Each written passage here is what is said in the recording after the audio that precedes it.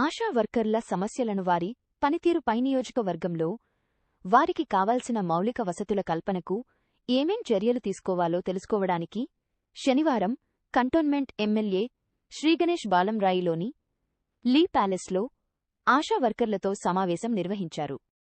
ఈ సందర్భంగా ఆశా వర్కర్లు ఎమ్మెల్యే దృష్టికి పలు సమస్యలను తీసుకువచ్చారు. అనంతరం ఎమ్మెల్యే శ్రీగణేష్ మాట్లాడుతూ నియోజకవర్గంలో అంగన్వాడీ కేంద్రాలు ఎక్కడ అవసరం ఉన్నాయో దృష్టికి తీసుకువస్తే వాటి నిర్మాణానికి నిధులు మంజూరు చేయిస్తానని చెప్పారు. కరోనా సమయంలో ఆశా వర్కర్ల సేవలు అమోఘమని దేశ సైనికులు ఈ దేశానికి ఎంత సేవ చేస్తున్నారో మీ సేవలు కూడా అంతేనని వారిని అభినందించారు.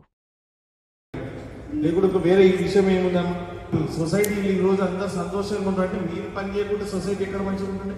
మీరంతా అన్ని ఆ కరోనా టైంలో కూడా ఎంతో మంది భయపడ్డప్పుడు మీరు ఎంతో ధైర్యంగా ఏ విధంగా అయితే బార్డర్ల యుద్ధానికి మన మిలిటరీ వాళ్ళు ఎంత ధైర్యంగా నిలబడ్డారు, అదే మాదిరిగా మీరు కూడా కరోనాతో ఫైట్ చేసి మీరు కూడా మంచి సేవ చేస్తూ అది గుర్తించి మీరందరూ సంతోషంగా పనిచేయాలనే ఉద్దేశంగా ఈ రోజు ఈ మీటింగ్. చెప్పానంటే ఇది నా కంటోన్మెంట్ సమస్యనే కాదు, మా కంటోన్మెంట్ ఉన్న ఆశలదే సమస్య కాదు, రాష్ట్రం ఉన్న అందరి కోరిక ఇది. రైటా? రాష్ట్రం ఉన్న అందరి డిమాండ్స్ కూడా ఇవే కదా, మీరు చెప్పిన వాళ్ళే డిమాండ్స్ అవే కాబట్టి ఖచ్చితంగా అవన్నీ చేస్తున్నారు. ఇవన్నీ ఆర్థిక వ్యవస్థ బాగాలేనందుకు ఒక్కొక్కటి అమలైతుంది. రానున్న రోజుల్లో కూడా మీ సమస్యల పరిష్కారం అయితే మీ అవసరాలకు అనుగుణంగా మీకు జీతం ఇస్తున్నట్టు మాటిస్తూ మీకు ఎక్కడెక్కడ సెంటర్స్ కావాలో నేను కూడా చాలా రోజులు చదువుతున్నాను. మీతో మాట్లాడుకుంటే ఈ అంగన్వాడీ సెంటర్స్ తెలియదు, బస్తీ దవాఖానాలు తెలియదు.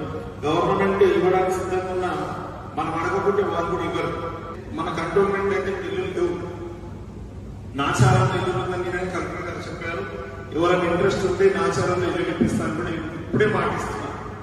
ఎవరికి ఇంట్రెస్ట్ ఉందో వాళ్ళకి అప్లికేషన్ ఇస్తే నాచారంలో